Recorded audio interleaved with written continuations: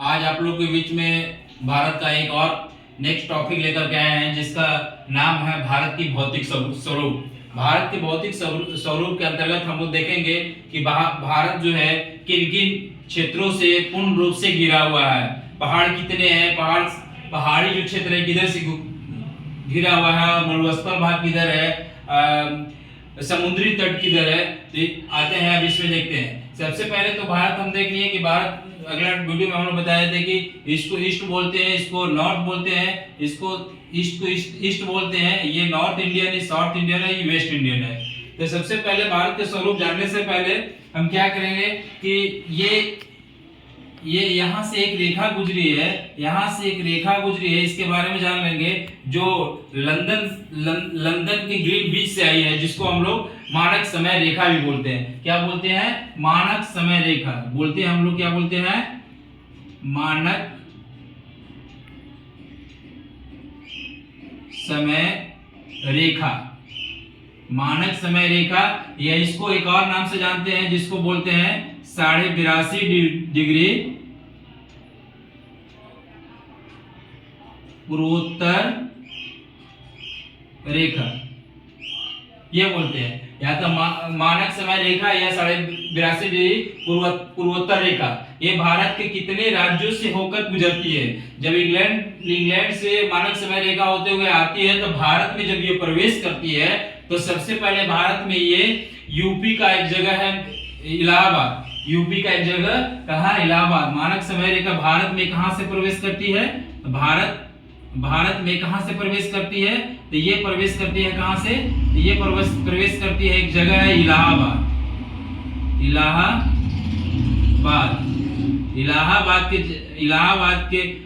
इलाहाबाद से मिर्जापुर से गुजरती है।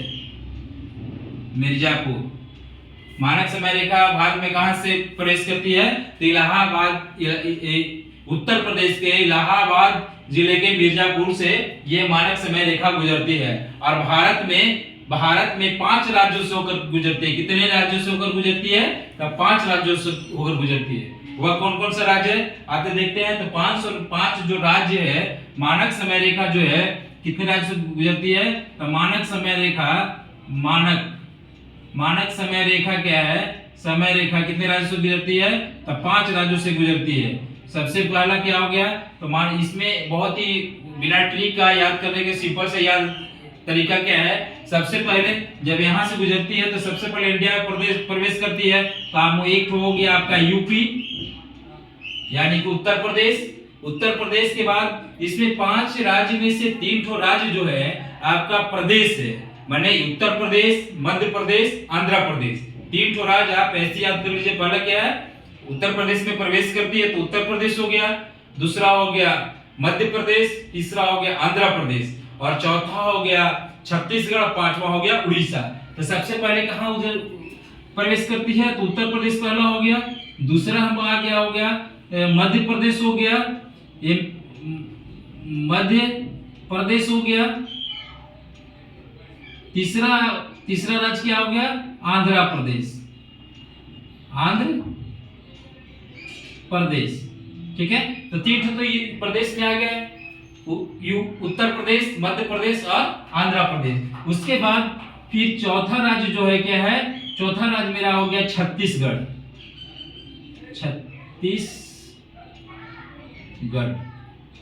और 5वां जो है जहां से लास्ट जो है से कि भारत का लास्ट राज्य को जो टच करता है मानक समय रेखा, वह 5वां राज्य क्या है? उड़ीसा।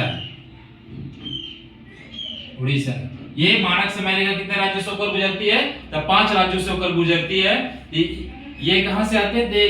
लंदन के ग्रीन बीच से आती है, जो कि भारत में कहां से प्रवेश करती है? भारत के उत्तर प्रदेश में आपका इलाहाबाद के मिर्जापुर से प्रवेश करती है। 5 राज्यों से होते हुए ये गुजरती है। यहाँ यूपी से गुजरने के बाद डायरेक्ट यहाँ पर कहाँ आता है? आपका मध्य प्रदेश में आता है, फिर छत्तीसगढ़, उड़ीसा, आंध्र प्रदेश।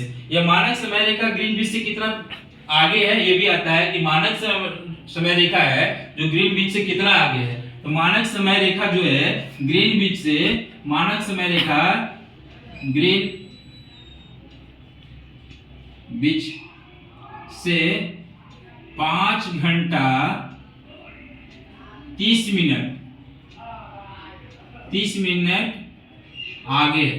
क्या है? ग्रीनविच से कितना मानक समय, मेरा भारत का जो मानक समय रेखा है ग्रीनविच से कितना आगे है? तो 5.5 घंटा आगे है। प्रश्न में आता है कि भारत से होकर के जो मानक समय रेखा गुजरती है वह ग्रीनविच से कितना आगे है? तो कितना है? ये 5.5 घंटा आगे चलता है। उसके बाद अब हम देखते हैं कि भारत के भौगोलिक स्थिति क्या है। भारत का भौगोलिक स्थिति क्या है? सबसे पहले हम देखते हैं भारत का भौगोलिक स्थिति क्या है। तो भौगोलिक स्थिति हम पहले देखते हैं कि भारत का भौगोलिक स्थिति क्या है। तो भौगोलिक स्थिति हम देखते हैं भारत का भौगोलिक स्थिति क्या है। तो भौगोलिक स्थिति यहाँ क्या है? भारत की स्वरूप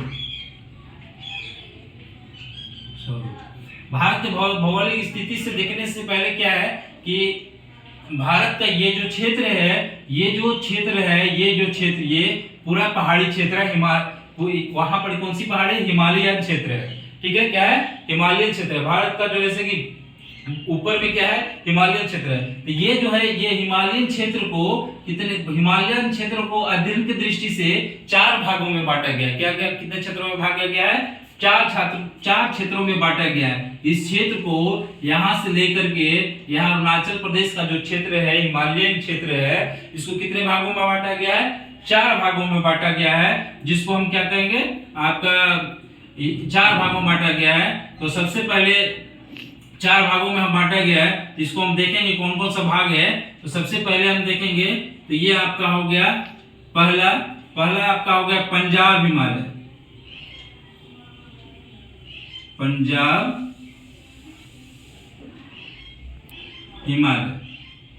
उसके बाद दूसरा जो है इसको कुमायूं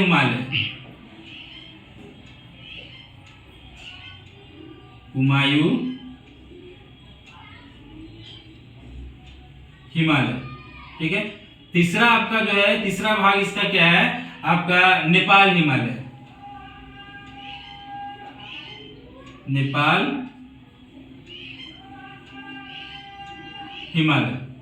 और चौथा जो है इसको बोलते हैं असम हिमालय। हिमालय के कितने क्षेत्रों में बांटा गया है? तो 4 क्षेत्रों में बांटा गया। कितने क्षेत्रों में? 4 क्षेत्रों में बांटा गया है।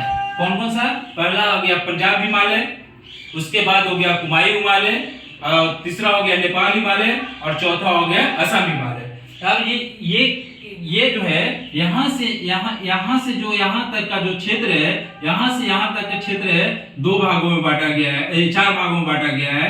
यहाँ से यहाँ तक का हो गया 1, 2, 3 और 4 भाग में। तो पंजाब हिमालय की दूरी कितनी है? आता है कि जो हिमालय के 4 भागों में बांटा गया है, इसमें सबसे ज्यादा दूरी किसका है और सबसे ज्यादा कम किसका है? तो सबसे पहले हम चलते हैं असम हिमालय। तो असम हिमालय की दूरी आपका इसका डिस्टेंस हो गया, दूरी हो गया 720 किलोमीटर। कितना है?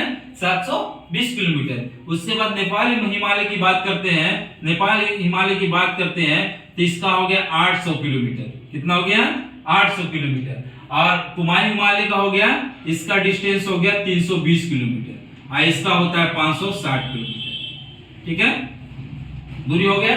तो आप समझ गए सबसे बड़ा इसमें कौन सा है? तो ये नेपाल हिमालय सबसे बड़ा, सबसे ज्यादा क्षेत्र में फैला हुआ 800 किलोमीटर का इसका क्षेत्र है नेपाल हिमालय का। तो सबसे बड़ा कौन सा हो गया? ये चारों हिमालय में सबसे बड़ा नेपाल हिमालय हो गया। और सबसे छोटा हिमालय की बात करें तो कुमायूं हिमालय हो गया। अब इसका विस्तार कहां तक है और देखते हैं। तो सबसे पहले पंजाब हिमालय की बात करते हैं। तो पंजाब हिमालय का विस्तार हम आपको यहां से ऊपर में क्या है? सिंधु से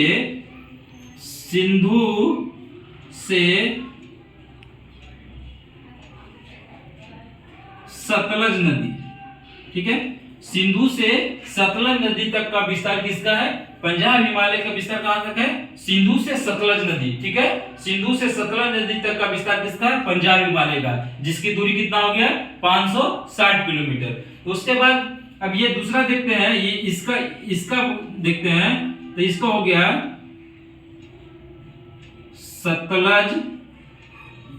सतलज से काली नदी, सतलज से कौन सी हो गया? काली नदी, सतलज से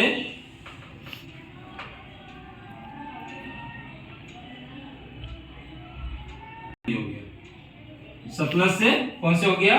काली नदी हो गया। इसका विस्तार आपका कुमायूं का विस्तार हो गया, और इसका हो गया।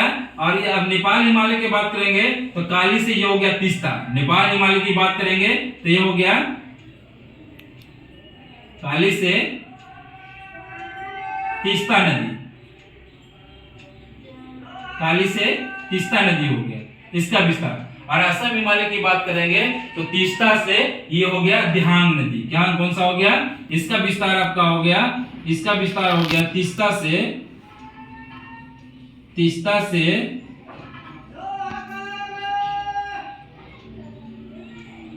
दिहांग नदी। दिहांग नदी किसको बोलते हैं? दिहांग नदी बोलते हैं आपको, ये ब्रह्मपुत्र नदी को हम दिहांग नदी बोलते हैं, क्योंकि ब्रह्मपुत्र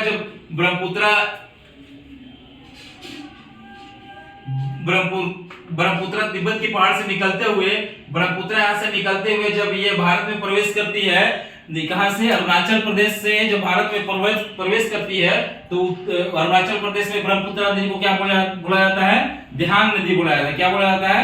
दिहांग नदी। कहां का? अरुणाचल प्रदेश में। तो हम ये समझ गए कि पंजाब, भारत के हिमालय को 4 भागों में बांटा गया है।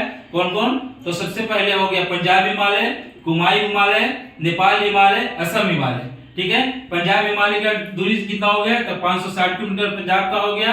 उसके बाद कुमायूं का हो गया 320 किलोमीटर, और सबसे बड़ा कौन सा हो गया? नेपाल हिमालय, जिसका दूरी कितना है?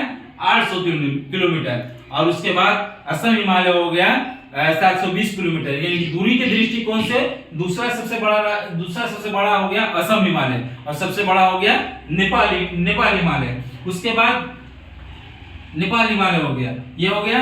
अब हम देखते हैं इसका भौतिक स्वरूप के अंतर्गत इसका पहाड़ी क्षेत्र, जैसे सबसे पहले हम यहाँ पर एक सबसे पुरानी पर्वत है, तो ये पहाड़ी है, इसको हम बोलते हैं यहाँ पर एक राजस्थान है। कौन सा राज्य है?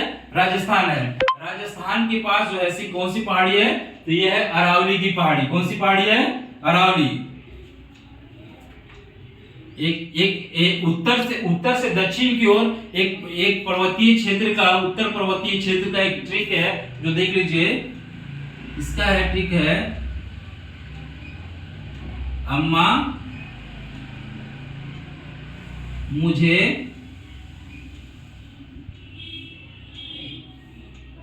सताती है, ठीक है।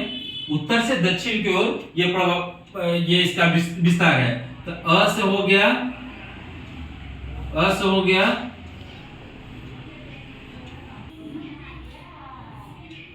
मा से हो गया मालवा, झ से हो गया मालवा, म से मुझे से हो गया मैकाले,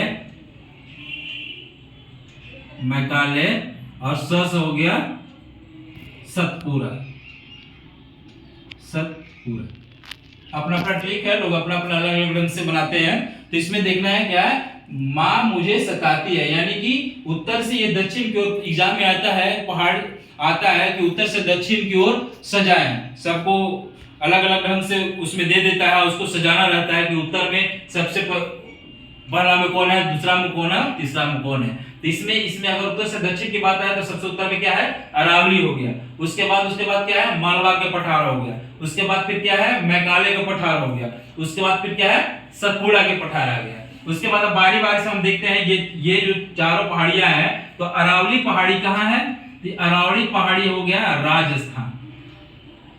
अरावली पहाड़ी राजस्थान है, जो कि सबसे पुरानी चट्टान से ये निर्मित है। अरावली पहाड़ी सबसे पुरानी चट्टान से। अरावली पहाड़ी से कुछ नदियां निकलती है, भारत की कुछ नदियां निकलती है जो अरावली पहाड़ी से निकलती है।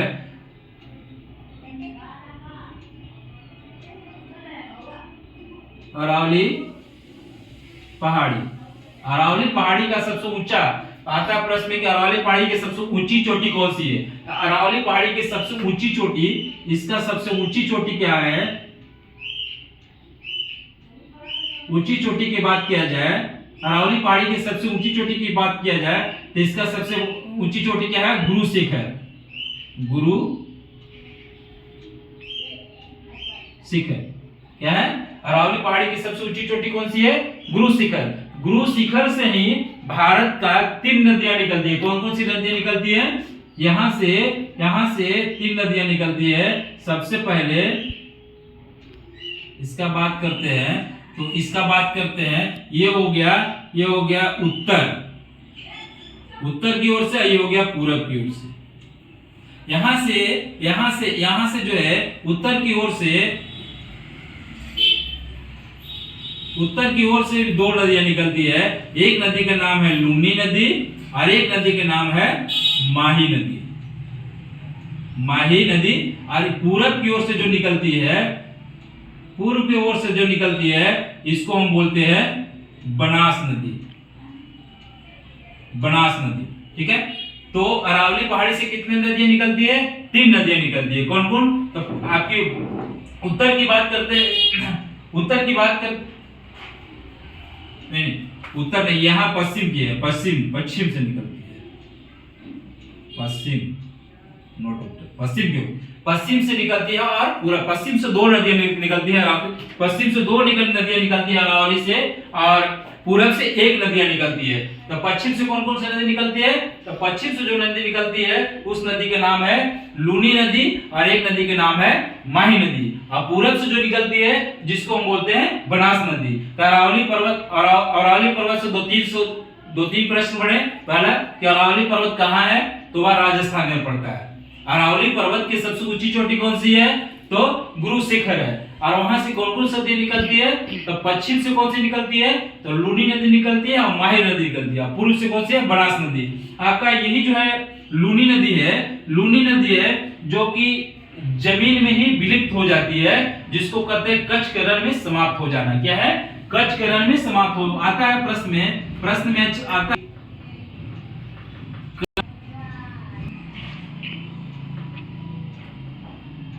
कौन सी नदी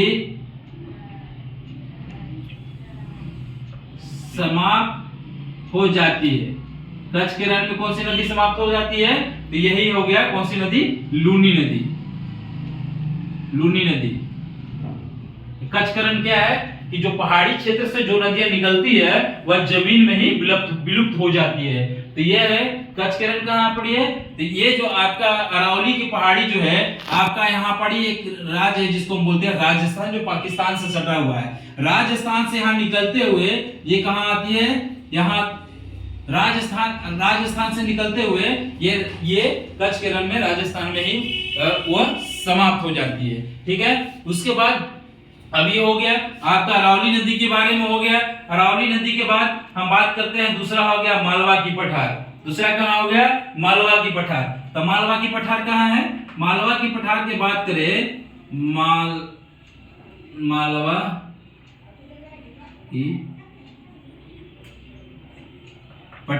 मालवा की पठार कहाँ है? तो ये आपका हो गया मध्य प्रदेश प्लस छत्तीसगढ़।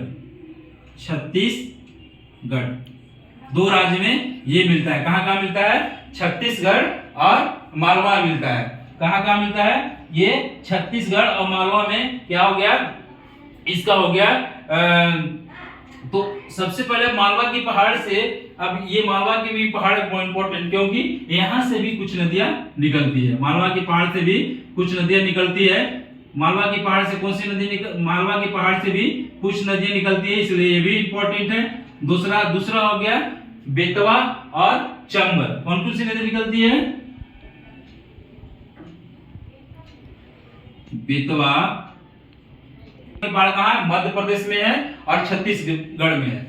मालवा की पहाड़ कहाँ? छत्तीसगढ़ और मध्य प्रदेश में। इससे कौन कौन सी नदी निकलती है? तो बेतवा और चंबल। आगे चल करके जब हम नदी, भारत की नदी के बारे में जब हम पढ़ेंगे तो उसमें हमको पता चलेगा कि बेतवा, चंबल, केन ये सब किसकी सहायक नदी है, कहाँ जाकर के मिलती है। वो सारा चीज जब भारत के नदी के बारे में हम लोग पढ़ेंगे तो उसमें बताया जाएगा कि बेतवा और चंबल किसकी सहायक नदी है, माही कहाँ मिलती है, आपका बनास कहाँ जाती है, किसकी सहायक नदी है। तो ये हो गया मालवा की पहाड़ी कहाँ है? मध्य प्रदेश छत्तीसगढ़ में। यहाँ से दो नदियां निकलती है, पहला कौन सा? तो पहला बेतवा और दूसरा चंबल। उसके बाद ये हो गया मालवा की पहाड़ी हो गया। उसके बाद मैकाली की पहाड़ी की बात करते हैं तो ये मैकाली की पहाड़ी कहाँ है? तो ये हो गया आपका छत्तीसगढ़ में। छत्तीसगढ़। मालवा की पहाड़ी कहाँ? मैकाली की पहाड़ी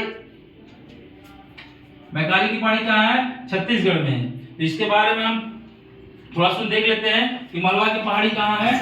कि उसमें हम लोग मालवा की पहाड़ी हम देख लिए छत्तीसगढ़ कहाँ है? मध्य प्रदेश में, जहाँ से बेतवा नदी निकलती है और चंबल नदी निकलती है।